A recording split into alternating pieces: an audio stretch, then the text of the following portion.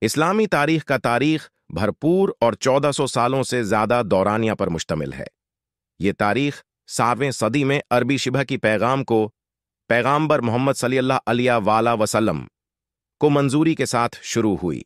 اسلام کی تشہیر کی وجہ سے ایک وسیع اسلامی امپائر کی تخلیق ہوئی جو سپین سے بھارت تک پھیلتا تھا۔ یہ دورانیہ، جو اسلامی سونے کی اثر کہلتا ہے، مختلف شعبوں میں سائنس، ریاضی، طب اور فلسفے کے مختلف شعبوں میں نمایاں پیش رفتیں دیکھی گئیں۔ اسلام کی تشہیر کا بھی معاشرت، تجارت اور فنون میں گہرا اثر ہوا، جس میں مشہور عمارتیں جیسے تاج محل اور الحمبرا قصر اسلامی اثر کو مظہر کرتی ہیں۔ اسلامی تاریخ مختلف خاندانوں کی برآمدگی اور زوال، صلیبی جنگوں اور علماء جیسے ابن سینا اور اوروز کے اشاعتوں کو شامل کرتی ہے، جو اسے واقعات اور کارکردگیوں کا ایک دولت مند اور مختلف گلمے کا ملاپ ہوتا ہے۔